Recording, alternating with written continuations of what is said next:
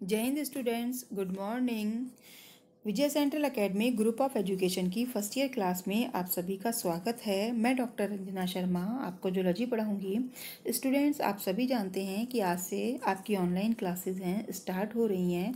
तो जूलॉजी की class start करने से पहले मैं आपको जूलॉजी का फर्स्ट ईयर का सिलेबस, पेपर पैटर्न, ठीक है, ये सब समझा दूँ, क्योंकि 12th और यूनिवर्सिटी एग्ज़ाम में थोड़ा सा डिफरेंस होता है। ठीक है स्टूडेंट्स, तो अब इसमें देखिए आप कि आप 12th क्लास तक बायो पढ़ते आ रहे थे स्टूडेंट्स, अब आपके होगी बॉटनी और जूलॉजी। ठीक है, अब इसमें आपके बॉटनी और जूलॉजी, इसमें फर्स्ट पेपर जूलॉजी में फर्स्ट पेपर, सेकंड पेपर और थर्ड पेपर, 3 पेपर होंगे इसके अंदर।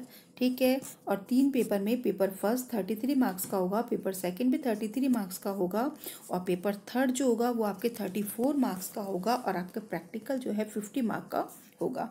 तो इस तरह आपका जो जूलॉजी में ए है कितने मार्क्स का हो गया, 150 मार्क का आपका पेपर होगा। ठीक है, समझ में आ गया। अब इसमें देखिए आप स्टूडेंट्स, इसमें देखिए आप कि इसमें जो आपका पेपर का पैटर्न जो है किस प्रकार से आपका एग्जाम में पेपर आएगा, कि आपका जो पेपर है थ्योरी क्वेश्चन का जो पेपर है वो 2 पार्ट्स में डिवाइड होगा। ठीक है, इसमें टाइम ड्यूरेशन जो होगी 3 आवर्स की होगी, और क्वेश्चन का पेपर का जो फर्स्ट पार्ट होगा ना वो 9 क्वेश्चन या 10 क्वेश्चन में डिवाइड होगा। ठीक है, उसमें 1 से लेकर 9 या 10 तक क्वेश्चन आएंगे, और ये तीनों paper, first paper, second paper और थर्ड पेपर, तीनों में सेम होगा। ठीक है, इसमें आएगा आपका कि मैक्सिमम 25 वर्ड्स के आंसर आप जो हैं लिख सकते हैं, और इसका मार्क जो होंगे उनके ईच क्वेश्चन 1 मार्क का होगा। ठीक है, और ये आप सभी के लिए करना कंपलसरी है। समझ में आ गया? ठीक है, और इसके अंदर आपका जो पूरा सिलेबस है कि जूलॉजी का जो पूरा सिलेबस है वो इसके अंदर आपका कवर होगा। फिर सेकंड पार्ट जो होगा ना आपका क्वेश्चन पेपर का, वो होगा लॉन्ग आंसर टाइप क्वेश्चन, उसके अंदर होंगे 3 यूनिट्स में वो डिवाइड होगा। ठीक है, और टोटल 9 क्वेश्चन जो होंगे वो उसके अंदर होंगे 2 से 10 तक। ठीक है, अब उसमें 3 यूनिट्स में ईच यूनिट 3 क्वेश्चंस। ठीक है, समझ में आया कि हर यूनिट में आपके 3-3 क्वेश्चन होंगे, जैसे first unit 3 question, second unit 3 question, third unit 3 question. ठीक है, उसमें से आपको होगा कि हर यूनिट में से एक क्वेश्चन करना आपके लिए कंपलसरी है। ठीक है, समझ में आया कि हर यूनिट में से आपको एक क्वेश्चन जो है सेलेक्ट करना है, एक क्वेश्चन आपको करना है। 3 क्वेश्चन करने के बाद एक क्वेश्चन जो होगा वो आपकी चॉइस होती है कि वो क्वेश्चन जो है आपको तीनों यूनिट में से जो सबसे अच्छा आता होगा वो क्वेश्चन आप कर सकते हैं। तो इस तरह आपको टोटल 4 क्वेश्चन जो हैं सेकंड पार्ट के अंदर करने हैं, और हर क्वेश्चन का मार्क होगा 6 मार्क्स। ठीक है, कि 6 मार्क्स का क्वेश्चन होगा। समझ में आ गया आपको? अब देखिए स्टूडेंट्स कि आपके जो पेपर, फर्स्ट पेपर जो है आपका जूलॉजी का वो है डाइवर्सिटी ऑफ एनिमल्स। ठीक है, डाइवर्सिटी ऑफ एनिमल्स में इसमें आपके 3 यूनिट में आपके ये डिवाइड होगा। ठीक है, 3 यूनिट में डिवाइड होगा, section A, section B and section C. ठीक है, सेक्शन ए में आपके जो फर्स्ट टॉपिक है जनरल प्रिंसिपल ऑफ टेक्सोनॉमी। ठीक है, इसमें अपन पढ़ते हैं कि जो एनिमल्स का क्लासिफिकेशन है वो किस बेसिस पे दिया गया है, कंसेप्ट ऑफ 5 किंगडम स्कीम क्या है। ठीक है, समझ में आ गया। इसमें कैरोलस लीनियस की जो बाइनोमियल नोमेनक्लेचर है वो अपन इसके अंदर पढ़ेंगे। इसमें आपके आएगा concept of protozoa and metazoa and levels of organisation, कि प्रोटोजोआ और मेटाजोआ में जो डिवाइड किया गया है उनको, वो किस आधार पर या किस बेसिस पे उनका डिवीज़न किया गया है। कॉर्डेट और नॉन कॉर्डेट का क्लासिफिकेशन पढ़ेंगे, और उनका बेसिस पढ़ेंगे कि किस बेसिस पे उनको डिवाइड किया गया है। ठीक है, सेकंड सेक्शन होगा। सेकंड सेक्शन में आप देखिए कि इसमें आपको कुछ एनिमल्स, जैसे फाइलम है protozoa, porifera, coelenterata, platyhelminthes, aschelminthes, annelida. ठीक है, तो इनमें इन फाइलम के एक एक एनिमल या 2 एनिमल, ठीक है, उन एनिमल की आपको डिटेल स्टडी जो है उसके अंदर करनी है। जैसे आप उसके अंदर पढ़ेंगे कि जैसे एनिमल है उसके अंदर लोकोमोशन कैसा होता है। ठीक है, उसमें सिस्टम्स जैसे डाइजेस्टिव सिस्टम है, एक्सक्रीटिव सिस्टम है, रेस्पिरेटरी सिस्टम है, ऑस्मो रेगुलेशन है, नर्वस सिस्टम, रिप्रोडक्टिव सिस्टम्स। ठीक है, और उनमें क्या एफिनिटीज़, एडेप्टेशन क्या क्या हैं उनके एनिमल्स के, वो आप इसमें पढ़ेंगे। ठीक है, तो जो फर्स्ट ये है इसमें आप जैसे प्रोटोजोआ है, प्रोटोजोआ में आप एमीबा है, एंटामीबा है, पैरामीशियम है, यूग्लिना है, प्लाज्मोडियम, ट्रिपनोसोमा, लिशमानिया, इनके विषय में पढ़ेंगे, ठीक है। और सेक्शन सी जो होगा वो भी आपका कैसा होगा कि जैसा आपका सेक्शन सेकंड था ना अभी, कि वही habit, habitat, morphology, structure, locomotion, organ and system, ठीक है। सिस्टम्स में आपके digestive system, excretory system, respiratory, nervous system, reproductive system, इन सब के बारे में पढ़ेंगे। और इसमें एनिमल जैसे टीनोफोरा का बरोई एक एग्जाम्पल ले लिया गया है, प्लेटीहेल्मिन्थीज में फेसियोला, हिपैटिका और टीनिया सोलियम लिया गया है, ठीक है। एसके हेल्मिन्थीज में एस्कैरिस, ड्रैकनक्यूलस, बुचेरिया लिया गया है। एनेलिडा में नेरिस और लीच के विषय में आप पढ़ेंगे, ठीक है। तो ये आपको फर्स्ट पेपर का पैटर्न समझ में आ गया कि किस प्रकार से आपको इसमें स्टडी करनी है। अब देखिए आपका सेकंड पेपर जो होगा वो होगा सेल बायो एंड जेनेटिक्स, ठीक है। सेल बायोलॉजी में फर्स्ट यूनिट जो है आपकी सेल बायोलॉजी की है। सेल बायोलॉजी में आप पढ़ेंगे इसमें सेल का स्ट्रक्चर, ठीक है, कि सेल का स्ट्रक्चर, उसकी साइज, शेप, ठीक है।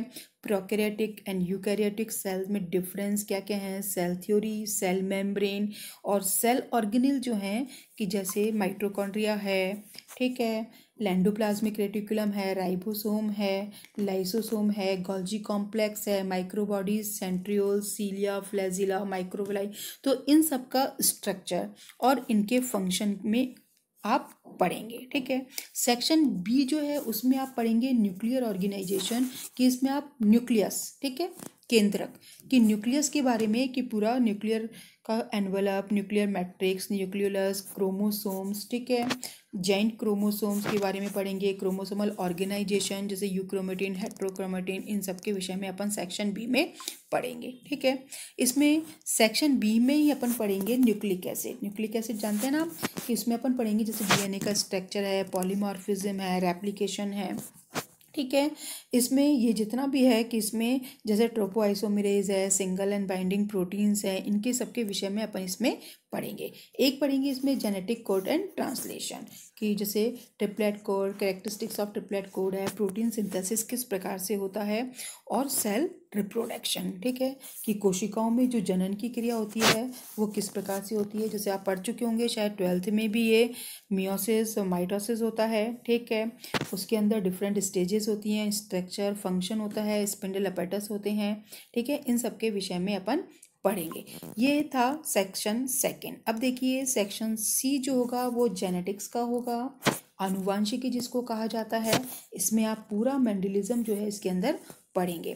ये शायद आप पहले भी पढ़ चुके हैं 11th-12th में, तो इसमें आपको पूरा मेंडल का जो वर्क है वो आप पढ़ेंगे, मेंडल के लॉ के बारे में पढ़ेंगे, ठीक है, क्रोमोसोमल थ्योरी है वो पढ़ेंगे, और इसमें क्रोमोसोमल म्यूटेशन है, जैसे क्रोमोसोमल म्यूटेशन का क्लासिफिकेशन किस प्रकार से होता है, कितने टाइप का होता है, ये वेरिएशन क्रोमोसोम के नंबर में, ठीक है, लिंकेज एंड क्रॉसिंग ओवर के बारे में पढ़ेंगे, जेनेटिक इंटरेक्शन, ठीक है, cytoplasmic inheritance, sex determination, Drosophila में, मैन में, ठीक है, ये सब अपन, और कुछ डिजीज जैसे जेनेटिक डिसऑर्डर होती हैं, डाउन सिंड्रोम है, टर्नर सिंड्रोम है, इन सब के विषय में अपन सेकेंड पेपर में पढ़ेंगे, ठीक है। तो अब आपका है थर्ड पेपर। थर्ड पेपर जो है आपका है गैमेट एंड डेवलपमेंटल बायोलॉजी, ठीक है। थर्ड पेपर में जो फर्स्ट यूनिट है वो है डेवलपमेंटल बायोलॉजी। इसमें अपन पढ़ेंगे कि हिस्टोरिकल व्यू, कि किसमें एम्ब्रियोलॉजी जो है, कि मतलब एम्ब्रियो का डेवलपमेंट जो है वो किस प्रकार से होता है, ठीक है।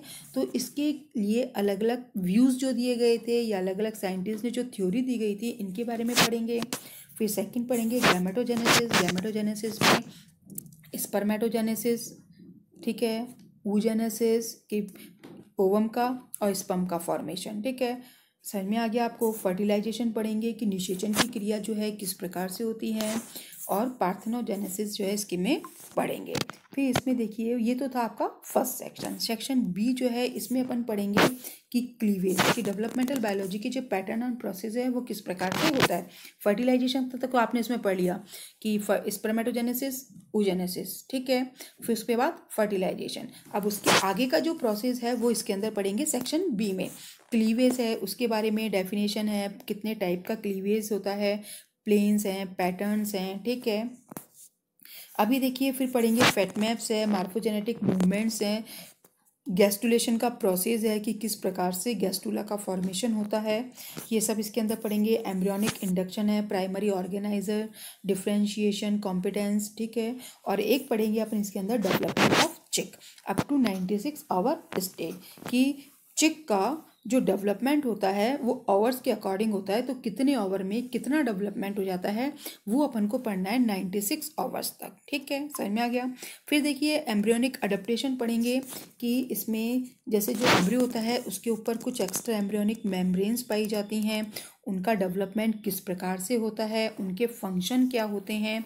मैमल्स में प्लेसेंटा पाया जाता है, ठीक है, तो ये प्लेसेंटा का डेवलपमेंट किस प्रकार से होता है, उसकी डेफिनेशन, कितने टाइप के प्लेसेंटा पाए जाते हैं और उनका प्लेसेंटा का जो क्लासिफिकेशन किया गया है मार्फोलॉजी और हिस्टोलॉजी के आधार पर, ये सब अपन इसके अंदर पढ़ेंगे, ठीक है।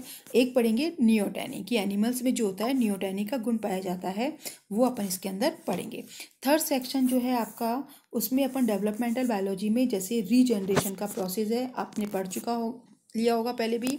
रीजनरेशन जो है किस प्रकार से होता है, कि स्टेम सेल्स पाई जाती हैं, कितने प्रकार की होती हैं, उनकी एप्लीकेशंस जो हैं क्या होती हैं उनमें, क्लोनिंग ऑफ एनिमल्स के बारे में कि इसमें कौन सी टेक्निक, एक तो न्यूक्लियर ट्रांसफ़र टेक्निक और एक एम्ब्रियो ट्रांसफ़र टेक्निक जो है इसके अंदर यूज़ होती है, ठीक है। टेरेटोजेनेसिस पढ़ेंगे, विरूप जनता इसको बोलते हैं।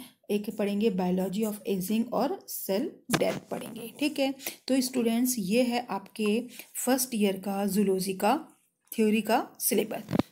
अब आप देखिए इसमें आपके प्रैक्टिकल जो है आपका 4 आवर्स का होगा, इसके मार्क्स 50 होंगे, ठीक है, और इसमें मिनिमम मार्क्स जो है 18 है, ठीक है। इसके अंदर आपको जैसे माइक्रोस्कोपिक टेक्निक्स की, जैसे माइक्रोस्कोप यूज़ करते हैं अपन, डायसेक्टिंग माइक्रोस्कोप यूज़ करते हैं, कंपाउंड माइक्रोस्कोप यूज़ करते हैं, ठीक है।